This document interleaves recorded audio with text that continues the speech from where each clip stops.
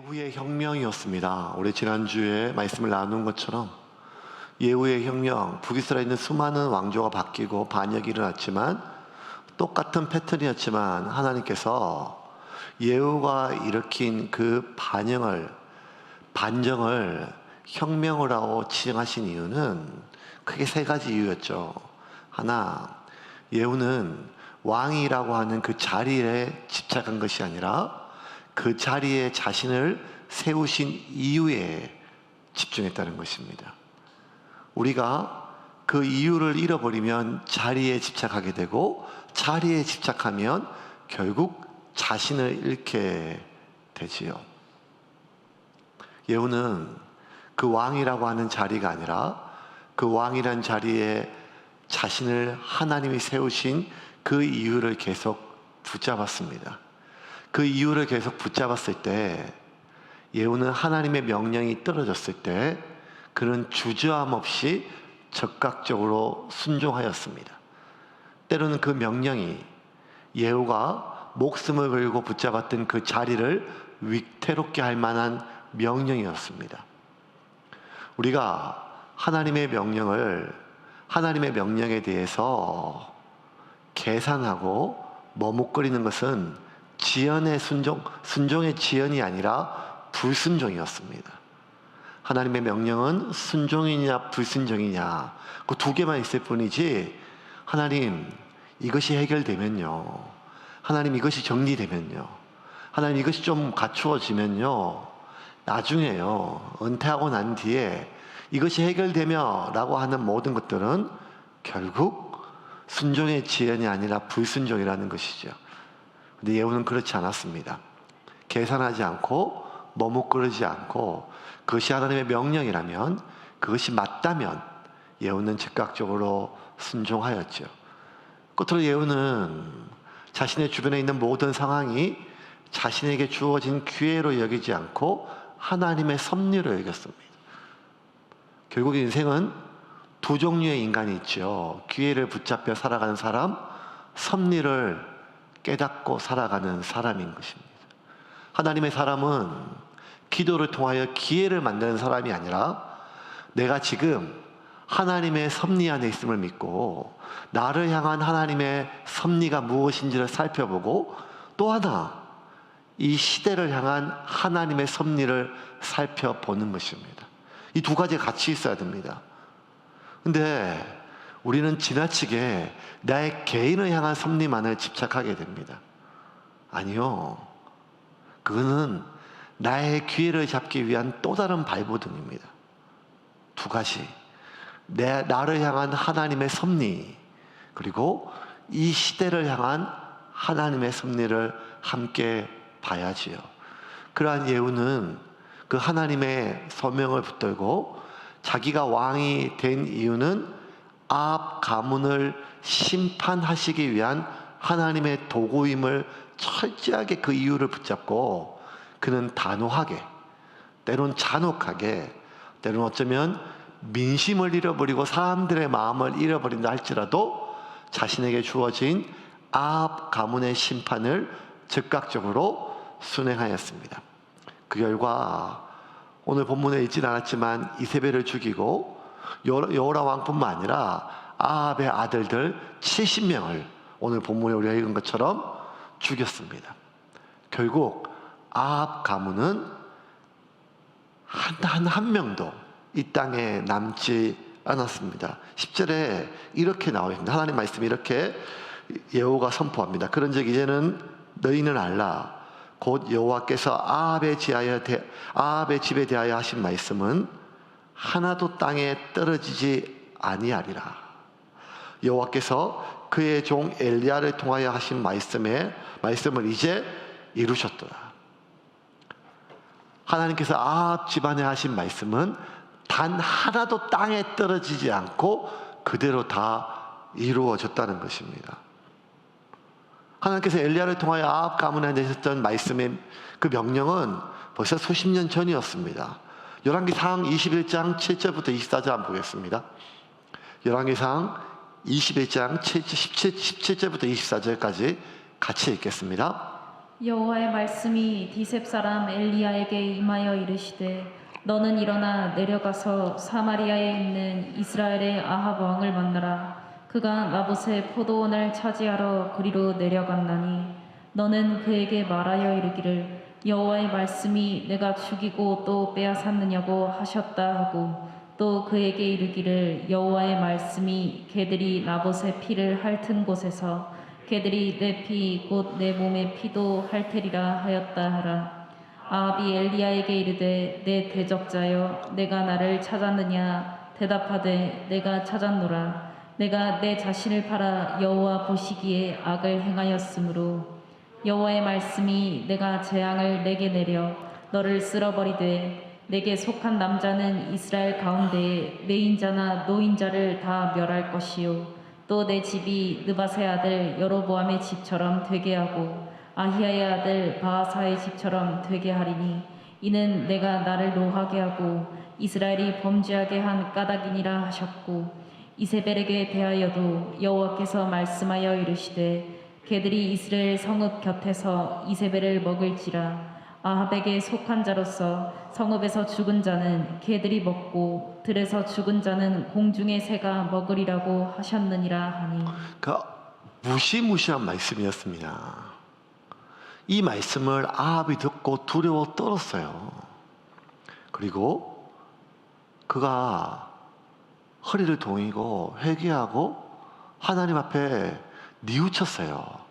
근데 문제는 그 뉘우치고 끝났다는 것입니다. 돌이키지 않았습니다. 여전히 그는 바알과 아세라를 향한 두 마음을 그대로 품었고 온 이스라엘 땅에 자기가 만들었던 바알의 신당을 없애지 않았습니다. 결국 언제까지 자신의 모든 자손들이 단 한 명도 남지 않고 하루아침에 70명의 자식이 목숨을 잃는 그 엄청난 멸문의 그 비극을 당하는 결과까지 낳게 되었습니다. 결국 일이 그렇게 되었습니다. 이렇게까지 되지 않을 기회들이 많았습니다. 하나님은 계속해서 경고의 메시지를 보냈습니다. 아니, 경고를 넘어 심판의 메시지까지 보냈습니다. 그 메시지가 우스웠던 메시지는 아니었습니다. 무게 있는 것이었고 두려움의 메시지였습니다. 그런데 문제는 이것이었습니다. 그 메시지를 들으면, 심판의 메시지를 들으면 아무리 강팍한 아합이라 할지라도 두려워 뜹니다. 누가 그렇지 않을 사람이 누가 있겠어요? 누가 있겠어요? 부산의 사직동에 저희 막내 누님이 계시거든요. 지금 살고 계세요. 막내 누님이. 예. 제가 부산 온 지 10년 됐는데 한 3번 만난 것 같아요. 예. 친누나가 맞는데. 근데 이제 아무리 복음을 전해도 절에 열심히세요. 아주. 그러니까 아마 삼강사 여전대 회장 같아요. 그런데도 열심히 어쨌든 뭐 하는데, 제가 복음을 전해도 뭐 그렇게 하는데, 그렇게 계속 좀 자주 못 보니까. 근데 부산 와가지고 얼마 안 있다가 전화가 왔어요. 전화가. 여름이에요. 그래서 누나 왜 오래간만에 웬일이야? 그러니까 이제 희철이라고 부르는데, 희철아 너 진짜 조심해야 된다. 왜? 갑자기 무슨 말이야? 갑자기 뜬금없이 삼재가 껴가지고 너 오래 물에 가면 안 된단다. 물에. 근데 내가 듣고, 아유 누나 어디서 뭔 얘기 들었어? 그때만 비싸게 점을 봤는데 내가 네 점을 보니까 너 올해 진짜 물 조심해야 된다고. 삼재가 꼈다고. 그러니까 누나 나 목사예요. 목사고 뭐고 물 조심해. 그러고 끊었어요. 내가 너무 황당하고 의외 없어가지고 언제까지 전해야 되나, 어떻게 복음을 전해야지 그랬어요. 그래서 지나갔죠. 그래서 여러 행사가 있어요. 청년들하고 뭐 하다가 그 단기 선교로 이제 바닷가로 보내는데, 바닷가 갈 일이 있는데 물에 들어갈 때 갑자기 생각이 나더라고요. 아니 몇 달 전에 들었던 말이에요. 근데 갑자기 생각이 나요. 물에 막 뛰어들다가 물에 이제 막 더우니까 이렇게 막 청년들을 막 20팀을 단기 선교 보내거든요. 국내 팀 보내면 이제 쭉 돌아요. 이렇게 돌고 이제 그냥 격려하기도 하고, 이제 그러면 이제 그냥 재미없는데 산에 있는 친구들은 얼굴 눈만 마주치고 바닷가는 또 같이 시간을 오래 보내요. 예. 그래서 그래 막 정신없이 바다에 막 뛰어들었는데 갑자기 뭐가 딱 생각이 나는 거예요. 물 조심하라 그랬는데, 삼재라 그랬는데, 말도 안 되지 이게. 그래서 막 코웃음을 막 쳤어요. 제가 무슨 말도 안 돼 이런 생각이 나냐. 그러면 뭐 하고 있는가 하면 준비운동 하고 있더라고요. 이렇게. 이 사람이란 게 이런 거 아니겠어요? 근데 하나님을 여전히 버리지 않았던 이스라엘 아합 왕이 하나님의 심판의 메시지, 멸망의 메시지, 사망의 메시지 얼마나 두려워 떨었어요. 회개했어요. 근데 시간 좀 지났는데 아직 아무 일도 안 일어나는 거예요. 조금 더 지나고 시간이 더 지나니까 별일이 없는 거예요. 그러니 그 두려움은 좀 사라지고 약해지고 불안만 좀 남았죠. 근데 계속 아무 일도 안 일어나는 거죠. 이제 불안도 좀 희미해지니까 하나님의 심판의 메시지마저 잊어버렸어요.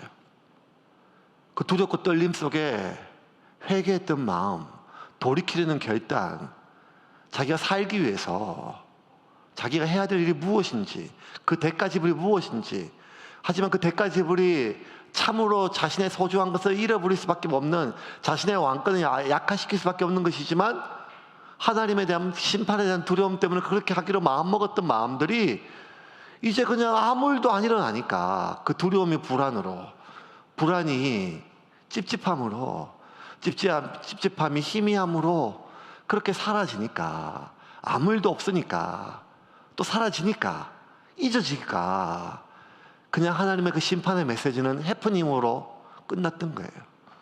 내가 이 죄에서 돌이키라고 내렸던 그 결단은 그냥 해프닝으로 지나갔던 것입니다. 그런데 여러분, 오늘 본문은 명확하게 이야기합니다. 예후의 입을 통해서 그런즉 이제 너희는 알라. 곧 여호와께서 아합의 집에 대하여 하신 말씀은 하나도 땅에 떨어지지 아니하리라. 여호와께서 그의 종 엘리야를 통하여 하신 말씀을 이제 이루셨도다 하니라. 여러분, 하나님의 말씀은 단 하나도 땅에 떨어지지 않았습니다. 하나님의 말씀은 토시 하나 틀림없이 그대로 실현되었습니다. 여러분, 하나님의 말씀 반드시 성취됩니다. 우리가 심판의 메시지를 들어요. 경고의 말씀을 들어요. 지난주 선교사님 말씀이 있었잖아요. 그러니까 선교사님 말씀의 메시지 스타일이 좀 다르죠. 저하고 완전히 반대예요. 저한테 이렇게 조곤조곤 이렇게 설명하고 이런 게 아니고 끝날 때 음악 틀어주고 또 다시 정리를 해줘야 되는데 계속 정리를 안 하시고 막 말씀 막 던지시잖아요. 근데 그 말씀 가운데 확신이 전개되고 또 믿음이 또 전염이 되거든요. 그 하나님의 말씀이 있거든요. 그 하나님의 말씀에 대한 두려움이 있어요. 근데 그런 말씀을 들을 때 우리 마음속에 어떤 결단이 생겨요. 두려움이 생겨요. 믿음이 생겨요. 그래, 이렇게 하면 안 되겠다. 이래 살면 안 되겠다. 그래, 내가 돌이켜야겠다. 바꿔야겠다. 끊어야겠다. 나아가야겠다. 이런 결심을 하다가도 여러분, 월요일날 아무 일도 안 일어나요. 화요일, 수요일쯤 되면 이건 아닌데 하면서도 계속 그냥 사라지는 것 아니겠습니까? 우리가 하나님의 심판과 경고의 메시지를 들을 때 가슴이 막 뜨끔뜨끔해요. 두려워요. 그 거룩한 두려움이 우리 가운데 일어나요. 사탄이 주는 두려움 말고, 우리를 중압하게 짓누르는 그런 두려움 말고, 그 거룩한 그 죄에 대한 돌이킴, 그 하나님의 심판의 메시지, 그 하나님 말씀에 대한 두려움, 경외심이 우리 가운데 일어납니다. 그래서 결심하죠. 결단하죠. 그런데요, 문제는 우리가 결단과 실행 사이에는요 굉장히 큰 간격이 있어요. 여러분, 결단과 실행 사이에는 어마무시한 간격이 있어요. 근데 대부분의 사람들이 아무리 처절하게 결단해도 실행하지 못해요. 왜? 그 결단에는 대가 지불이 있기 때문이에요. 아니, 내가 순종하지 않는 생각하지 않고 머뭇거려요. 시간을 봐요. 그런데 그렇게 머뭇거리는 시간에 아무 일도 일어나지 않아요. 아무 일도 일어나지 않으면 우리 안에는 두려움이 불안으로 바뀌어요. 그 불안이 좀 찜찜함으로 바뀌어요. 여전히 하나님의 말씀을 우리가 믿고 하나님을 신뢰하지만 그 두려움 앞에서 우리가 결단하고 결심했던 그 처절한 돌이킴은 희미해져 가고 어느 순간 그냥 한여름밤의 기억으로 끝나요. 해프닝이라는 거죠. 근데 여러분 기억하십시오. 하나님의 말씀은 그 어떤 말씀도 단 하나도 땅에 떨어지고 그냥 사라지는 말씀이 없다는 거예요. 하나님의 시기와 내가 생각하는 시기가 다를 뿐이지 하나님의 말씀은 반드시 실행되고 토시 하나 틀림없이 성취된다는 거예요. 그러므로 우리 가운데 어떠한 두려움이 일어나야 되는가 하면 하나님의 말씀에 대한 두려움이 지금 일어나야 돼요. 하나님의 말씀을 가벼이 여긴단 말이에요. 가벼이.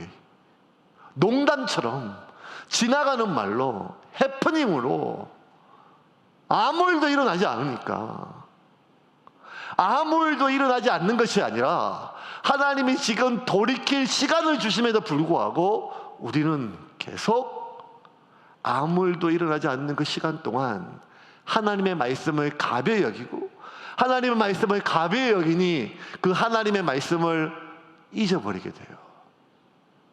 그리고 그 하나님의 말씀과 함께 찾아왔던 내 안의 두려움과 나의 결단 역시 우리가 외면하고 부정하고 버리게 됩니다. 왜냐하면 좀 찜찜하지만 좀 사라지거든요. 좀 불안하지만 살다 보면 잊혀지게 됩니다. 하지만 여러분 하나님의 말씀은 반드시 이루어집니다. 우리가 살 수 있는 이유는 결국 그 위로가 나를 살리는 것이 아니라 그 하나님 말씀에 대한 두려움이 나를 살리게 됩니다. 그러므로 하나님 말씀에 대한 그 하나님 말씀에 대한 경외심이 두려움이 오늘 우리 가운데 회복되기를 주님의 이름으로 축원합니다. 하나님의 그 심판의 말씀, 경고의 말씀은 반드시 성취되는 것과 똑같이 여러분 하나님이 주신 약속의 말씀도 성취됩니다. 하나님 주신 그 약속의 말씀이 내 상황과 너무 동떨어져요. 어이가 없어요. 그럴 수가 없어요. 마치 지금 성 안에 아무것도 먹을 것이 없어가지고 그 비둘기똥 하나에 엄청난 돈을 주고도 비둘기똥 한 푸대를 못 사고 당나귀 머리 하나 못 살아서 오늘은 네 아들을 삶아먹고 오늘은 내 아들을 삶아먹자 이렇게 서로 짐승같이 살아가고 있는 이 시기 속에 하나님의 말씀이 임해서 내일이면 곡식이 차고 넘칠 것이고 시장에는 활기가 넘칠 것이고 우리가 먹고 넘치고 남고 서로 장사하고 넘치라고 하는 이 약속을 우리를 어떻게 여기는가 하면 그 하나님의 말씀이 너무 상황과 동떨어지기 때문에 아니 하늘에 창을 낸다 한들 어떻게 이 굶주린 수많은 사람들이 먹을 수 있겠냐라고 생각하지만 하나님의 말씀은 그게 아니라는 거예요. 그것이 무라 할지라도 정반대의 상황이라 할지라도 하나님의 약속은 반드시 성취됨을 믿으시기를 바랍니다. 그러면 우리 안에 두 가지 하나님 말씀에 대한 두려움과 하나님 말씀에 대한 신뢰가 우리 가운데 회복돼야 돼요. 그것이 우리가 이 세상을 살아갈 힘이에요, 여러분. 이 세상을 살아갈 힘은 뭔가 하면 그리스도인들이 세상을 살아가는 힘이 뭔가 하면 그 하나님 말씀에 대한 두려움이 그리고 하나님 약속에 대한 신뢰가 우리를 지키는 것입니다. 아니 그 하나님의 말씀을 신뢰하고 하나님 말씀을 두려워하는 우리를 하나님이 지키시고 보호하신다는 것입니다. 예후는 자신에게 일어난 이 모든 일은 결국 하나님의 말씀이 성취됨을 선포를 하였습니다. 근데 결국 이 땅에 심판당하는 사람은 하나님의 말씀에 대해서 무시하고 외면하고 잊고 부인하게 됩니다. 우리가 하나님 말씀을 그렇게 창조주이신 하나님의 말씀도 그렇게 무시하는데, 참 신기한 건요, 사람의 말은 또 매여요. 하나님의 약속은 잊어버리고 믿지 않는데, 사람의 약속은 우리가 기대를 걸어요. 이게 얼마나 희한해요. 한낱 티끌에 불과한 인간인데요. 공교롭게도 여러분, 아합의 아내 이세벨과 아합의 아들들 70명의 아들들은 예후의 칼에 죽은 것이 아니라 다 아합의 신하들과 아합의 사람들 손에 죽었다는 거예요. 이세벨의 죽음을 한번 봅시다. 9장 32절부터 33절입니다. 같이 읽겠습니다. 예후가 얼굴을 들어 창을 향하고 이르되 내 편이 될 자가 누구냐 누구냐 하니 두어 내시가 예후를 내다보는지라. 이르되 그를 내려 던지라 하니 내려 던짐에 그의 피가 담과 말에게 튀더라. 예후가 그의 시체를 밟으니라. 이세벨이 얼마나 대단한가 하면요, 예후가 자기 아들 왕을 죽인 소식을 들었어요. 그리고 지금 수도로 쳐들어오는 걸 들었어요. 그러면 얼마나 분노가 나든지 아니면 두렵든지 이랬잖아요. 그런데 군사들을 모으고 준비하거나 아니면 애곡하고 곡하고 탄식하고 이런 게 아니고 뭐 했는가 하면 성경에 보면 화장을 진하게 했어요. 그 늙은 이세벨이 자기가 할 수 있는 최고의 화장을 하고 가장 좋은 아름다운 옷을 차려입고 창가에서 예후를 기다려요. 도도하게. 그러면서 그를 저주하고 조롱해요. 그때 예후가 뭐라 했는가 하면 그 이세벨에게 대적하지 않았어요. 이세벨과 싸우지 않았어요. 그냥 성 안에 있는 사람한테 얘기하겠어요. 그 누구 있냐?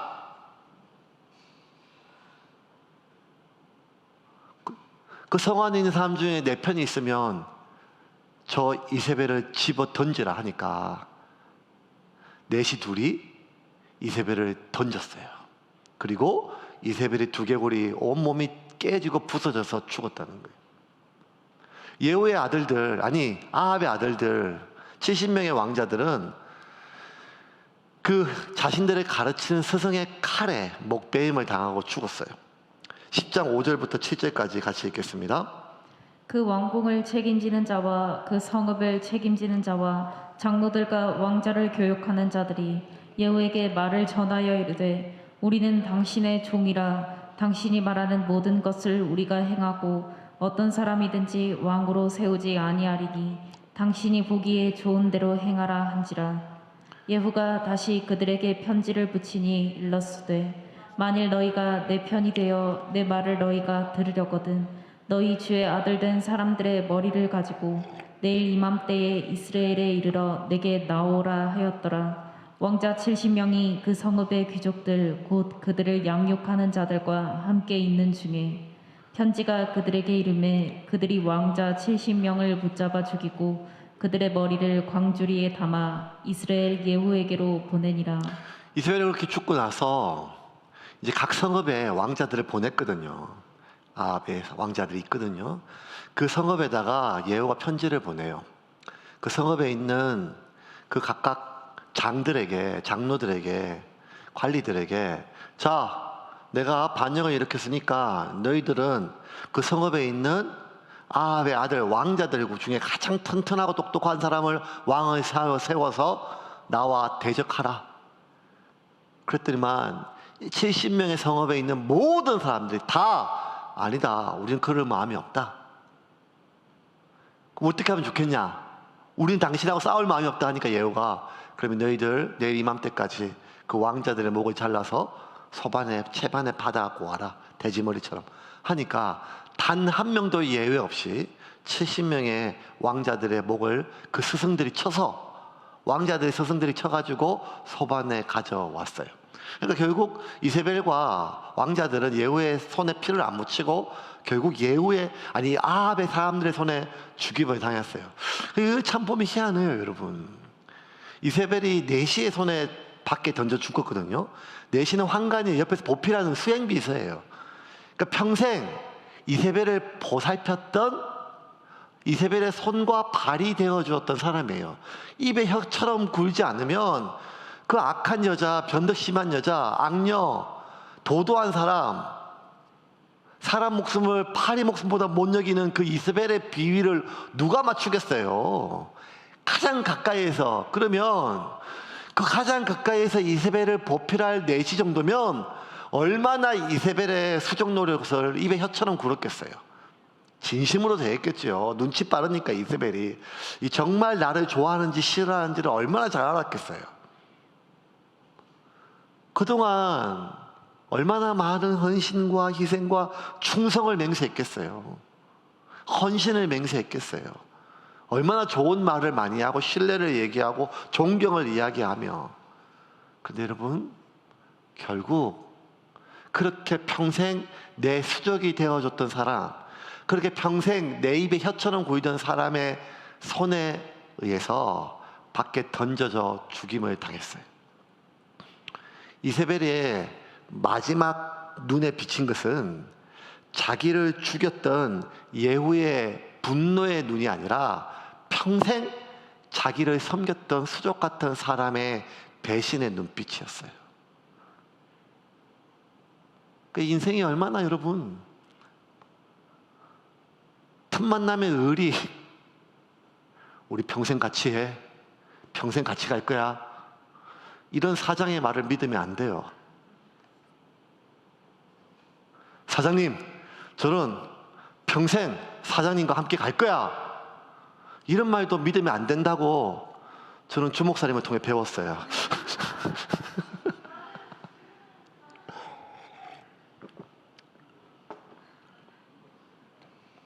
손가락 끌고 맹세했던 그 모든 맹세는 손가락을 다 잘라야 돼요. 충성, 의리, 뭐 이렇게 많이 말을 하죠. 심지어 여러분, 아합의 아들 왕자들을 죽인 사람은 스승이에요. 왕자들의 스승. 왕자들에게 충과 효를 가르치고 공의와 정의를 가르치며 인간됨과 인간의 도를 가르치는 스승들이에요. 사람이 짐승과 다른 점이 무엇이며 사람이 짐승과 달라야 될 점이 무엇인가를 명명백백하게, 인간은 자신의 이익이 아니라 옳은 길을 가야 되고 의의 길을 가야 되며 의리와 충과 사람의 도리를 가르쳤던 그 스승들이 자신의 목숨이 위태롭자 스스로 칼을 빼어서 자기의 제자이자 자신의 주군인 왕자의 목을 베어서 반역자였던 예후에게 선물로 바칩니다.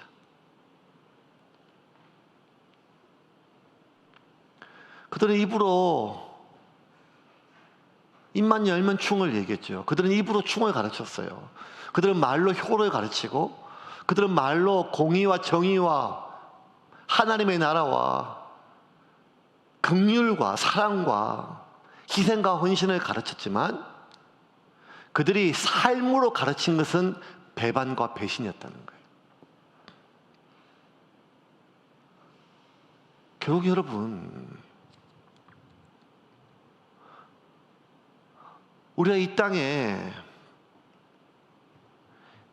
믿고 의지해야 될 대상이 내 앞에서 온갖 충성과 의리를 얘기하는 사람이 아니라는 거예요. 공의와 정의와 귀한 가치관을 말하는 사람이 아니라는 거예요. 왜냐하면 인간은 결국 티끌에 불과하다는 거예요. 여러분, 이 말을 오해해서 우리 사람 믿으면 안 돼. 사람은 다 언제 배반할지 몰라. 머리 검은 짐승은 거두지 마. 적당한 거리 유지하고 그게 최선이야. 이걸 얘기하는 게 아니에요. 사람을 믿지 말고 사람을 거리를 두고 사람을 멀리하란 말이 결코 아니라는 거예요. 오히려 반대라는 거예요. 사람은 의지할 대상이 아니라 사랑할 대상이라는 거예요. 왜 우리가 그토록 상처를 많이 받는가 하면 그 사람을 믿고 의지했기 때문이에요. 여러분, 그나 나나 다 똑같은 티끌에 불과해요. 우리가 좋은 가치관을 가지고 있고 좋은 가치관을 가지려고 해요. 그래서 우리가 지금도 이 설교를 하고 설교를 듣잖아요. 충과 효는, 의리는, 희생은, 공의는, 정의는, 긍휼함은 우리가 그런 사람이 되기 위한 몸부림이 우리 가운데 있어요. 그런데 그렇다 할지라도 결국 인간은 위기의 상황이 되면 타인의 고통과 아픔에 대하여 무공감하고 나의 이익과 나의 안락함과 나의 생존을 위하여 타인의 고통에 대해서 철저하게 외면하고 무공감하는 것이 인간의 모습이라는 거예요. 그런 인간을 우리는 미워하고 정오하고 모든 기대를 버리라 이것이 아니라 하나님 때문에 사랑한다는 것입니다. 하나님 때문에. 오히려 그런 사람을 미워하고 조심하고 상처받지 않기 위해서 그 사람의 의도를 파악하고 배신당하지 않고 피해당하지 않기 위하여 내가 받을 상처들을 막기 위해서 거리감을 유지하느라고 평생을 살지 말고 하나님은 하나의 우리에게 얘기해요. 사랑하라는 거예요. 사랑하라는 거예요. 그에게 도움받고 그를 의지하고 그를 신뢰하는 것이 아니라 사랑하라는 거예요. 어떤 사랑으로? 이렇게 사랑하면 그가 변할 거라고는 기대가 아니라 하나님이 주신 사랑으로. 나 역시 하나님께 사랑받는 존재임을 깨닫고 그와 내가 어쩔 수 없는 티끌임을 날마다 인식하고 그럼에도 불구하고 하나님이 주신 사랑으로 그를 사랑하기를 결정하는 거예요. 결정하는 거예요. 그걸 할 때 우리는 상처받는 사람이 아니라 사랑하는 사람으로 살 수 있는 거예요. 예수님만 그렇게 살 수 있는 게 아니잖아요. 우리가 성경을 통해서 배웠잖아요. 우리와 똑같은 성정을 가지고 있는 스데반 집사가 자기를 향하여 마지막 돌을 던지고 온몸이 깨어지고 부서지는 상황 속에서도 그의 마지막 외침은 자기를 향하여 돌을 던지는 그 사람들에 대한 용서였잖아요. 그게 가능하다는 말이에요. 왜? 스데반이기 때문에 가능한 것이 아니라 스데반이 하나님이 부어주신 사랑 안에 거했기에 그가 마지막에 그럴 수 있었다는 거예요. 자기에게 상처 준 사람들에 대한 원망과 자기를 배신한 사람들에 대한 분노를 안고 죽은 것이 아니라 복수심에서 죽은 것이 아니라 사랑과 용서하는 마음으로 그가 세상을 마감할 수 있었던 것은 사람을 의지하고 기대한 것이 아니라 사랑했다는 거예요. 이세벨의 죽음을 보십시오. 평생의 나의 수족 같은 사람에게, 평생의 나의 입의 혀 같은 사람에게 던져짐을 당하고 그 좋은 가치관과 가르침으로 나를 가르쳤던 스승에게 목을 베이냈던 것은 수천 년 전 이세벨과 아합의 아들만의 일이 아니라 지금 우리가 살아가는 이 세상 속에 일어나고 있는 실제적인 사건들입니다. 이제 말씀을 좀 정리하겠습니다. 그러면 우리가 붙잡아야 할 것은 무엇일까요?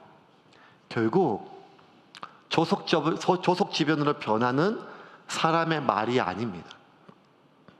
결국 우리가 의지할 것은 나에 대한 그 사람의 진심이나 충심이 아니라는 것입니다. 나나 그나 우리 모두 인간은 연약한 존재이고 티끌에 불과하다는 존재임을 깨달아야 돼요. 그뿐만 아니라 나 역시 그렇다는 것. 나 역시 그런 존재라는 걸 내가 인정해야 돼요. 왜 그렇게 분노하는가 하면 그게 인정이 안 돼서 그래요. 그 인간은 나쁜 놈이고 나는 좋은 사람이라서 그래요. 그 인간은 배신하는 인간이고 나는 의리 있는 사람이라서 그래요. 아니라는 거예요. 그나 나나 우리 모두나 하나님의 은혜 밖에 있고 하나님의 말씀 밖에 있을 때, 성령님의 은혜 밖에 있을 때 우리는 티끌에 불과한 존재임을 날마다 우리가 자각하지 않으면 하나님의 말씀을 못 붙든다니까요. 성령님 나를 다스려 주십시오 하는 그 간절함이 내 안에 없다니까요. 왜? 그럭저럭 살만 하니까요. 아무 일도 안 일어나니까요. 그냥 세상에 일어난 수많은 우연한 사건들과 해프닝의 일부분이니까요. 아니라는 거예요. 우리 인간은 정말 연약한 존재이고 나 역시 그런 존재임을 우리가 깨닫고, 하나님, 나는 정말 하나님이 필요한 존재입니다. 성령님 지금 내게 오셔서 나를 다스려 주시지 아니하면 내가 지금 어떤 결심을 했고 내가 어떤 가치관을 갖고 있다 할지라도 결국 나는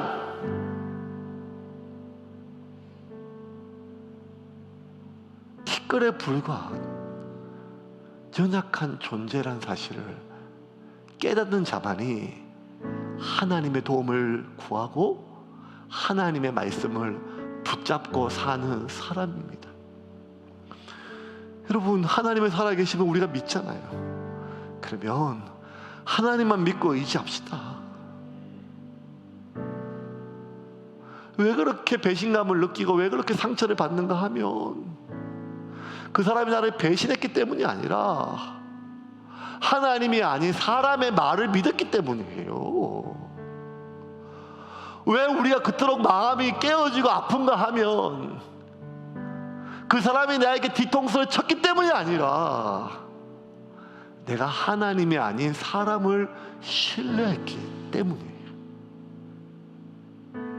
우리가 오직 신뢰하고 붙들 것은 조속지변으로 변하는 그 간사한 사람의 말이라 우리가 믿고 신뢰했고 존경할 만한 스승의 가르침이 아니라 예수님 한 분뿐이라는 것입니다. 그리고 예수님의 가르침, 그 말씀뿐이라는 것입니다. 그럼 우리는 그 하나님의 말씀을 붙들고 우리에게 주어진 사람을 사랑하며 살아가는 것입니다. 그럴 수 있습니다. 오른밤을 맞으면 왼밤을 댈 수 있어요. 이런 번씩 7번이라도 수천 번이라도 용서할 수 있어요. 언제? 우리 안에 성령이 거하실 때. 나에게 나의 머리를 깨부수는 돌이 날라오는 순간조차도 나를 죽이는 돌을 던진 그 사람을 향해 사랑과 용서를 할 수 있는 것이 성령님의 능력입니다.